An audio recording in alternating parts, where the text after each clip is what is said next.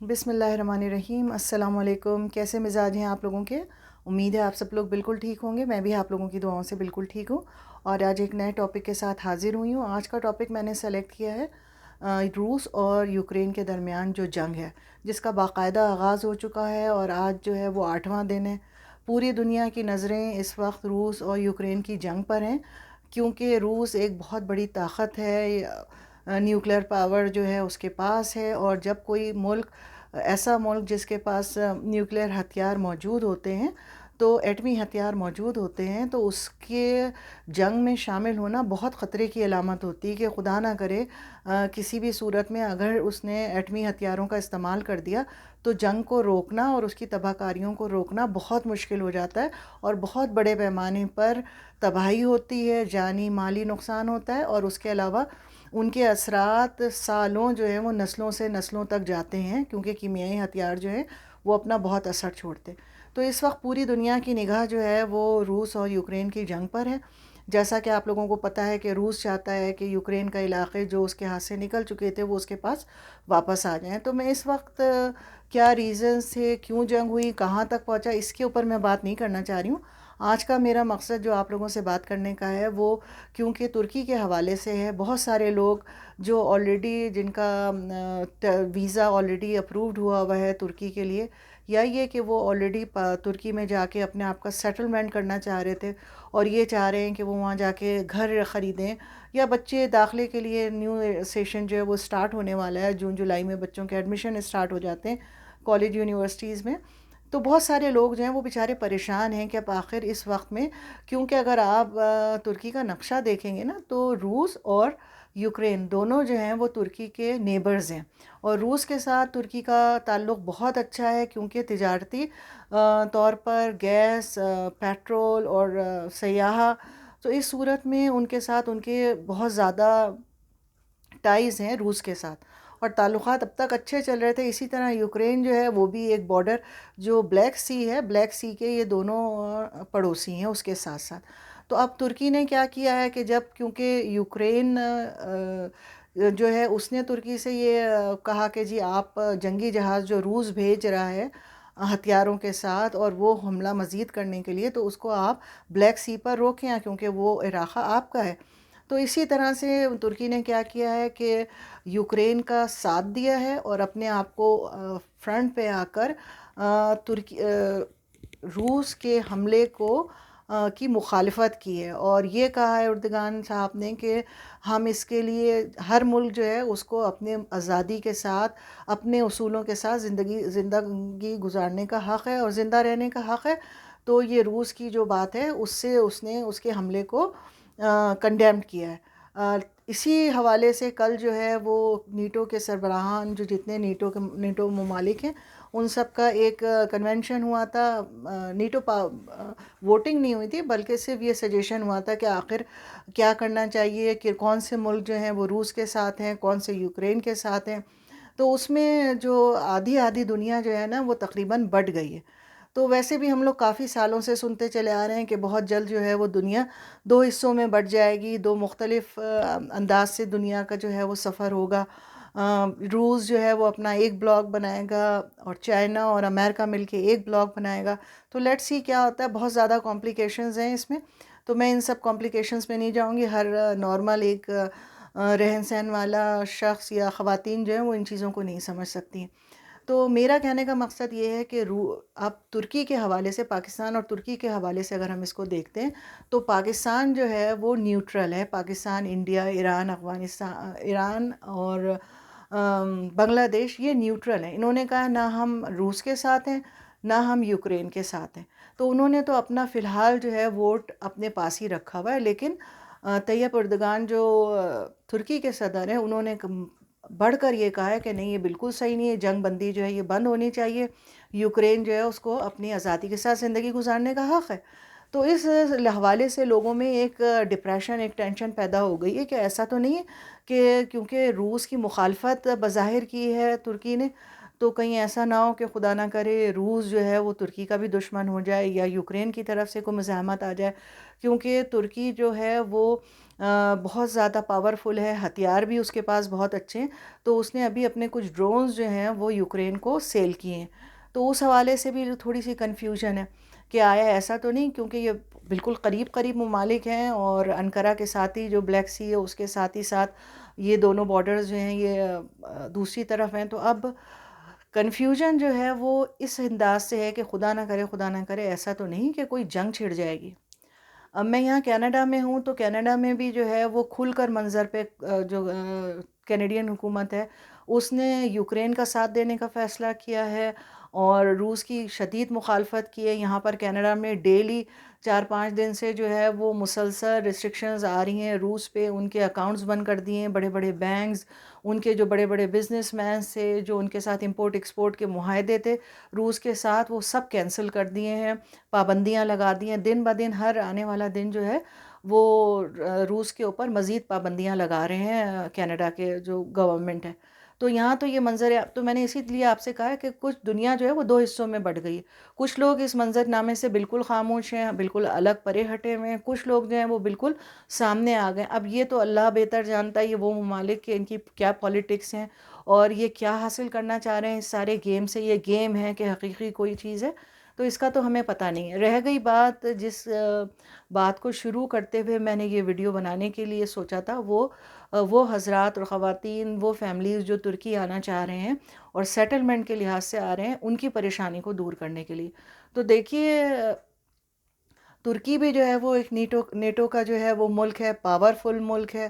تو ایسا تو نہیں کہ خدا نہ کرے کوئی حملہ اس کے اوپر ہو جائے اور باقی دنیا جو ہے وہ خاموش بیٹھی رہے. تو خدا نہ کرے ایسی تو کوئی مسئلہ نہیں ہے، لیکن جنگ کے خطرات تو تقریباً جب سے میری آنکھ کھلی ہے میں نے پاکستان میں رہتے ہوئے یہی سنا کہ آج انڈیا حملہ کر رہا ہے اور کل انڈیا حملہ کر رہا ہے اور پاکستان انڈیا کی جنگ چھڑ رہی ہے. پھر افغانستان کی جنگ چھڑ گئی تو روز سننے میں یہ آتا تھا کہ بس اب راشن جمع کر لیں اور دوائیں لے لیں، کیونکہ کسی بھی وقت جو ہے وہ افغانستان کی جنگ چھڑ سکتی ہے اور پاکستان کے ساتھ ایسا ہو سکتا ہے. تو یہ سب رومرز تو بہت زیادہ چلتی رہتی ہیں، تو ان رومرز پہ کان اگر ہم دھریں گے تو زندگی تو بند نہیں کر سکتے. رہ گئی بات ترکی کے حوالے سے، تو ترکی میں بھی آج بھی میری جن جن لوگوں سے بات ہوئی جو وہاں فیملی سیٹ تھیں، تو وہ کہتی ہیں جی ہمیں تو یہاں پہ کسی بھی قسم کا کوئی پینک نہیں ہے، لائف جو ہے وہ ایز نارمل جو ہے وہ بالکل گزر رہی ہے. وہی چہل پہل ہے، وہی جو ہے استنبول پوری رات جاگتا ہے. صبح 5 بجے 6 بجے بھی اگر آپ روڈوں پہ چلے جائیں، باہر چلے جائیں تو دکانیں کھلی ہوئی ہوتی ہیں. جیسے ہی سورج کی پہلی کرن ہوتی ہے لوگ وہاں دکانیں کھول لیتے ہیں، اور جب دکانیں کھلتی ہیں تو ظاہر بات ہے لوگ خریدار اور سب جو ہیں وہ اٹھ جاتے ہیں نماز کے ساتھ ہی. تو بہت ماشاءاللہ سے رونق ہے، ہر چیز نارمل ہے ابھی تک. ٹھیک ہے، تو یہ تو ایک بات میں نے کلیئر کر دی کہ ابھی تک اگر خدا نہ کرے کوئی یہ سوچ رہا ہے کہ کوئی جنگ میں شامل ہو گیا. اور یہ دیکھیں پیس ٹاکس آلریڈی چل رہی ہیں، پوری دنیا جو ہے وہ روزانہ کی بنیاد پہ جو ہے وہ پیس ٹاک کر رہی ہے کہ کسی طرح روس جو ہے وہ جنگ بندی کا معاہدہ کرے پیسفل ہو کر، اور جو ہے اس جنگ کا خاتمہ ہو، جنگ آگے نہ بڑھے. لیکن یہ کھیل سارا تیل کا اور پاور کا ہے، تو نو بڈی نوز کہ نیکسٹ ڈے کیا ہوگا. اچھا، اس کے علاوہ ایک بات تو یہ کلیئر ہو گئی کہ کوئی بھی جو صورتحال جو ہے بدلتی ہوئی دنیا کی صورتحال کی کوئی بھی ذمہ داری نہیں لے سکتا. کوئی بھی یہ نہیں کہہ سکتا کہ جس طرح افغانستان میں سالوں یہ جنگ چھڑی، افغانستان جنگ کی حالت میں رہا، ہو سکتا ہے خدا نہ کرے یہ جنگ اسی طرح سلو سالوں چلے. لوگ یہ بھی کہہ رہے ہیں کہ اس کو روس جو ہے وہ دوسرا افغانستان بنانا چاہ رہا ہے اور دوسری ملکی فوجیں یہاں آنا چاہ رہی ہیں. تو بہت ساری چیزیں جو ہیں وہ پائپ لائن میں ہے، سو نو بڈی نوز. تو رہ گئی بات یہ کہ جو لوگ ترکی آنا چاہ رہے ہیں، میں نے پہلے بھی اپنی اس سے پہلے والی ویڈیو میں آپ لوگوں کو بتایا تھا کہ میں بہت جلد انشاءاللہ تعالیٰ، تھوڑا سا ویٹ کریں. 2 فیملیز ابھی جو بالکل ہمارے رینج میں ہیں، جو بہت زیادہ ڈیلی بنیاد پہ جن سے دن میں 10 دفعہ بات ہوتی ہے، وہ حضرات خواتین جو ہیں 2 فیملیز اپنے پوری فیملی کے ساتھ استنبول میں شفٹ ہوئی ہیں. ابھی لاسٹ ویک جو ہیں وہ آئی ہیں یہاں پر. تو انشاءاللہ میں ان سے اجازت لے لوں تو پھر میں ان کی جرنی آپ کو بتاؤں گی کہ جب وہ کراچی سے آئی ہیں تو کیا کیا مراحل ہوئے، ایئرپورٹ پہ آپ کو کس طرح آنا ہے، کووڈ کا ٹیسٹ جو ہے اس کی کیا ریکوائرمنٹ ہے، یہاں آ کے ان کو کیا مشکلات ہوئیں. گھر کرائے کا انہوں نے کس طرح سے حاصل کیا، اور ٹی آر سی جو ہے کیسے اپلائی کیا. آج ان کے ٹی آر سی کے پیپرز جو ہیں فائل سبمٹ ہو گئی ہے. تو میں صرف انتظار یہ کر رہی ہوں کہ 2 یا 3 دن میں ان کا رزلٹ انشاءاللہ تعالیٰ، دعا یہی ہے کہ پازیٹیو رزلٹ آ جائے ان کا، اور وہ بیچارے بہت پرخلوص ہو کے محبت کے ساتھ اپنا ملک چھوڑ کر یہاں آئیں، تو اللہ ان کو کامیاب کرے. تو جیسے ہی ان کا پازیٹیو رزلٹ انشاءاللہ تعالیٰ آتا ہے تو پھر میں آپ کو بتاتی ہوں. میں کوشش یہ کرنا چاہ رہی تھی کہ لیٹسٹ جو چیزیں چینج ہوئی ہیں، اور آیا کہ جیسے سننے میں آ رہا ہے کہ صرف 6 مہینے کا ویزا دے رہے ہیں، 1 سال کا ویزا نہیں دیں گے، اور 3 مہینے کا دے رہے ہیں. تو یہ سب صورتحال آپ لوگوں کے سامنے کلیئر ہو جائے گی.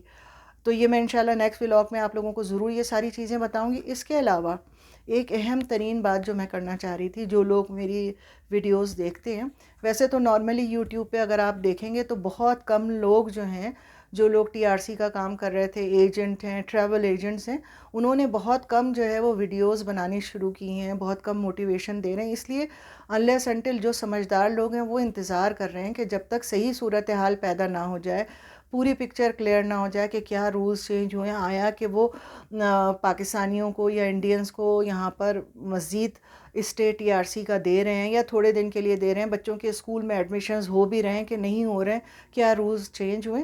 تو تھوڑا سا انتظار کرنا چاہ رہے ہیں تو وہ ویڈیوز نہیں بنا رہے ہیں. مگر کچھ حضرات، 1 یا 2 ایجنٹ جو بہت ہائی ڈالرز لے کر 800 900 $1000 جو ہے وہ ایک ٹی آر سی کا مانگ رہے ہیں، اور جبکہ ان کو اچھی طرح پتہ ہے کہ رومرز یہی ہیں کہ 6 مہینے سے زیادہ کا ٹی آر سی نہیں ملے گا، اور اس کے باوجود بھی آئی ڈونٹ نو کہ وہ لوگوں کو کیا کہہ رہے ہیں اور کیا نہیں سن رہے. تو میرا صرف یہ مشورہ آپ لوگوں کو تھا، جو میری ناقص رائے ہے، چھوٹی سی جو محدود میری عقل ہے اس کے مطابق، کہ پلیز ابھی آپ لوگ کوئی کمٹمنٹ نہ کریں، اپنا پیسہ کسی کو نہ دیں، ایڈوانس بکنگ نہ کروائیں. 1 2 ہفتے 3 ہفتے تھوڑا سا رکیں، تھوڑا سا ویٹ کریں.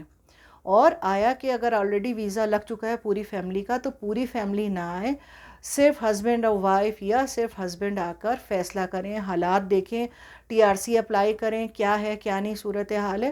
اور ورنہ میرا 1 ویک جو ہے وہ انتظار کریں ویڈیو کا. 3 4 دن کے اندر انشاءاللہ میں دوسرا ولاگ جو ہے وہ بنا دوں گی جیسے ان کے ریزلٹس آتے. اور بھی جو 2 3 فیملی جو مجھ سے ریلیٹڈ نہیں ہیں اور دوسری آئی ہیں، ان کے بھی کارڈ اور جو ہے اپروول ریٹ وہ پتہ چل جائے گا. ٹھیک ہے، ایک تو بات یہ ہے. دوسری سب سے اہم بات یہ ہے کہ کچھ حضرات خواتین یہ بھی کہتے ہوئے پھر رہے ہیں کہ آپ آئیے، ہم آپ کو ورک پرمٹ دلوا دیں گے، یا آپ بزنس ویزے پہ یہاں پر آ کر رہائش اختیار کر سکتے ہیں. تو دیکھیے، یقین مانیے، اگر آپ کو میری بات کا یقین نہیں آتا تو آپ گورنمنٹ کی ویب سائٹ پر جا کر دیکھ سکتے ہیں کہ یہاں پر بزنس اسٹارٹ کرنا بچوں کا کھیل نہیں ہے. آپ کو کروڑوں روپے چاہیے ہیں. اگر آپ کے پاس 6 8 کروڑ ہیں پاکستانی اور آپ سمجھتے ہیں کہ ان کو آپ انویسٹ کر سکتے ہیں تو آپ بزنس کا سوچئے گا. ورنہ کیا ہوگا کہ بزنس کی بنیاد پر ویزا لینا بہت مشکل ہوتا ہے، کیونکہ بزنس کی رجسٹریشن پہلے 3 4 ہزار میں ہو جاتی تھی. اب وہی رجسٹریشن اگر کسی ایجنٹ سے کرتے ہیں تو 6 ہزار 8 ہزار 10 ہزار میں آپ کی ہوتی ہے. چلیں، وہ آپ نے 8 10 ہزار میں رجسٹریشن بھی کروا لی اور بزنس کا اپنا ورک پرمٹ کارڈ بھی لے لیا، لیکن اس میں ہوگا کیا کہ اس کے لیے ان کی سب سے اہم اور سب سے مہنگی جو شرط ہے کسی بھی بزنس کے لیے، وہ آپ کی ان کی شرط کیا ہے؟ پہلے تو آپ کو اکاؤنٹنٹ رکھنا ہوگا. چلیں کوئی بات نہیں، اکاؤنٹنٹ ایک اکاؤنٹ وہ 8 10 بزنس 30 بزنس جو ہے وہ ڈیل کرتا ہے، تو وہ اس کی فیس نامنل ہوتی ہے، مہینے کی اتنی بہت زیادہ فیس نہیں ہوتی. لیکن سب سے بڑا خرچہ جو ہے وہ آپ کو بزنس شو کرنے کے لیے کوئی دکان مکان کوئی چیز آپ کو لینی ہوگی کمرشل کرائے پر، جس کو آپ دکھائیں گے، جس کو آپ رجسٹرڈ کروائیں گے. ٹھیک ہے. اور دوسری سب سے اہم جو خرچہ ہوتا ہے وہ ان کی شرط ہے یہ بزنس کرنے کے لیے کہ 5 ٹرکش آپ کو رکھنا ہے. اگر آپ ایک پاکستانی رکھنا چاہتے ہیں تو پہلے آپ 5 ٹرکش رکھیں گے، پھر ایک فورنر کریں گے. فورنر سے مطلب پاکستانی نہیں ہے، کوئی بھی فورنرس ہو، چاہے انڈین ہو، چاہے صومالین ہو، چاہے ایجپشین ہو، چاہے عربک ہو، کوئی بھی ہو، ایکس وائی زی. اگر 5 ٹرکش اور ایک فورنر.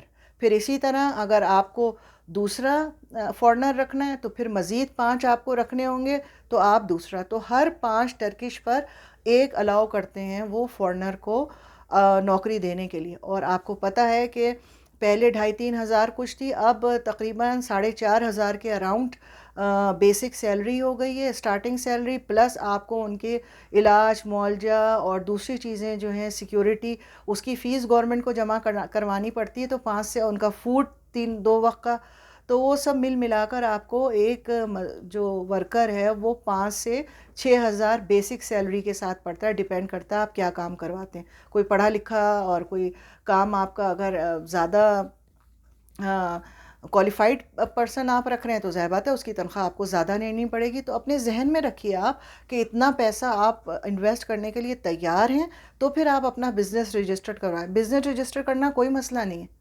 آپ نے کوئی بھی چیز کرائے پر لی اور اس کے بعد اس رجسٹریشن کے اندر وہ شروع کیا، اپنا بزنس کا نام سلیکٹ کیا اور ایک اکاؤنٹنٹ جو ہے اس کو ہائر کیا، اور جو بھی گورنمنٹ کی فیس ہے، ایجنٹ کی فیس میں ملا کے 5-8 ہزار آپ نے خرچ کر کے کر لی. مگر اس بزنس کو رینیو کرواتے وقت پہلے سال تو آپ کر لیں گے، لیکن اگلے سال جب آپ نیکسٹ ایئر اس کو رینیو کروائیں گے تو وہ آپ سے پوچھیں گے پورے سال بزنس بتائیے کیا کیا، کتنا گورنمنٹ کو ٹیکس دیا، کہاں سے پیسے آئے. ایون نارمل بھی اگر آپ وہاں بینک میں پیسے رکھتے ہیں اور آپ کا بینک کا فلو بار بار بہت بڑی رقموں کا ہوتا ہے تو وہ آپ سے پوچھتے ہیں کہ یہ رقم کس مد میں آئی اور کہاں گئی اور اس پہ گورنمنٹ کا ٹیکس کہاں ہے. تو کھیل مذاق نہیں ہے پاکستان کی طرح کہ ہر چیز جو ہے وہ اپنی مرضی سے جب دل چاہ دوستیاں کر کے اور سورس لگا کے چینج کروا لی. تھرو پراپر چینل ہر کام ہوتا ہے وہاں پر. تو بہت سوچ سمجھ کے کسی سے کمٹمنٹ کریں. لوگ موٹیویشن دیتے ہیں کہ جی بڑی موٹیویشن، وہ تو ایجنٹ ہیں، وہ تو آپ کو موٹیویشن دیں گے، وہ تو آپ کو سبز باغ دکھائیں گے، اتنے سبز باغ دکھائیں گے کہ آپ آئیں، تاکہ وہ تو اپنی فیس لے لیں نا، جو جہاں جہاں وہ آپ سے فیس لے سکتے، جہاں جس مرحلے پہ وہ آپ سے پیسہ لے سکتے ہیں، 1,000 کے بجائے 2,000 2,500 پر پرسن، وہ آپ سے وہ سارے پیسے لے لیں گے. اور اس کے بعد اس کے پریشان تو آپ ہوں گے نا. کتنی فیملیز ایسی ہیں 2 مہینے 3 مہینے 4 مہینے بعد واپس جا رہی ہیں. آج بھی کسی خاتون کا فون آیا تھا، تقریباً 2 مہینے ان کو آئے ہوئے ہو گئے. ان کا بھی ایکسپیرینس ہے، میں بھی آپ کو شیئر نہیں کر سکتی ان سے بغیر اجازت لیے ہوئے، مگر ان کا بھی یہی کہنا ہے کہ ہمیں تو یہ بات سمجھ میں نہیں آ رہی ہے، یہ ہمیں پریشانیاں ہوئی تھیں، ہم سوچ رہے ہیں ہم واپس جائیں. تو اس سے بہتر کہ جو بھی آپ کی جمع پونجی ہے، میں بار بار ہر ویڈیو میں یہی کہتی ہوں کہ اپنی ساری کشتیاں مت جلائیے، پہلے آئیے دیکھیے. اگر سمجھ میں آ جاتا ہے 6 مہینے 8 مہینے آپ یہاں آسانی سے گزار لیتے ہیں، صورتحال آنے والے وقتوں میں پہلے ہی کی طرح ہو جاتی ہے جو رومرز آ رہی ہیں. اچھا رومرز بھی جو ہیں وہ میں نے فگر آؤٹ کیا، ساری ویب سائٹس دوبارہ دیکھی تو میں نے یہ فگر آؤٹ کیا کہ یہ مسئلہ ہوا کہاں سے تھا، یہ رومرز آئیں کہاں سے تھیں. تو بیسکلی جو گورنمنٹ کی ویب سائٹ ہے ان کی امیگریشن ویب سائٹ، اس میں انہوں نے ڈسکرپشن دی ہوئی ہے فورنرز کے لیے جو کہ ای ویزا اپلائی کرتے ہیں. جیسے فرض کیجئے میں یہاں کینیڈا سے اپلائی کر رہی ہوں تو ہمیں وہ 6 مہینے کا ٹائم دیتے ہیں آن لائن ویزا اپلیکیشن پہ. ہماری جو ویزا ویلیڈیٹی ہوتی ہے وہ 6 منتھ کی ہوتی ہے، اس میں سے ہم 90 days 3 months رہ سکتے ہیں، اور 6 مہینے میں صرف ایک دفعہ ہم 3 مہینے کے لیے رہ سکتے ہیں. اس کے علاوہ اگر ہم فرض کریں دوبارہ جانا چاہتے ہیں تو 3 مہینے کا گیپ دے کے دوبارہ ہم ترکی میں انٹر کر سکتے ہیں. ایسا نہیں ہو سکتا کہ لگاتار 6 مہینے 8 مہینے ہم رکے رہیں، یا یہ کہ پہلے 3 مہینے ہم نے رکے، اس کے بعد اپنے گھر گئے، 15 دن بعد واپس آ گئے کینیڈا سے دوبارہ ترکی، تو وہ ہمیں الاؤ نہیں کریں گے فورنرز کو. تو یہ ساری ڈیٹیلز دی ہوئی ہیں اس کے اندر. تو اور بھی کافی ڈیٹیلز ہیں، انشاءاللہ تعالیٰ میں کینیڈا امریکہ یورپ سے جو لوگ جاتے ہیں ای ویزے پہ، میں اس کی ڈیٹیلز الگ بناؤں گی ورنہ کنفیوژن ہو جائے گی. تو میرے خیال میں جن لوگوں کو سمجھ میں نہیں آیا انہوں نے پاکستان انڈیا اور یہ فورنر ای ویزے کا جو رولز ہیں ان سب کو مکس اپ کر دیا. ٹھیک ہے، لیکن پھر بھی میں آپ سے کہوں گی کہ تقریباً ہفتہ بھر اور رک جائیے. جیسے ہی میرے پاس انفارمیشن لیٹسٹ آتی ہے میں آپ لوگوں کو بتاؤں گی کیا صورتحال ہے. اور انشاءاللہ تعالیٰ امید یہی ہے کہ اس وقت تک روس اور یوکرین کی جو جنگ ہے انشاءاللہ تعالیٰ اس میں سمجھوتا ہو جائے گا اور پیس جو ہے وہ آگے جو ہے جنگ بندی اس کا اعلان ہو جائے گا انشاءاللہ تعالیٰ. تو آپ لوگ بھی دعائیں کریں ان لوگوں کے لیے، ہم بھی دعا کرتے ہیں. اور انشاءاللہ تعالیٰ پھر نیکسٹ ولاگ میں ملاقات ہوگی. اپنا بہت خیال رکھیے گا، دعاؤں میں یاد رکھیے گا. اللہ حافظ.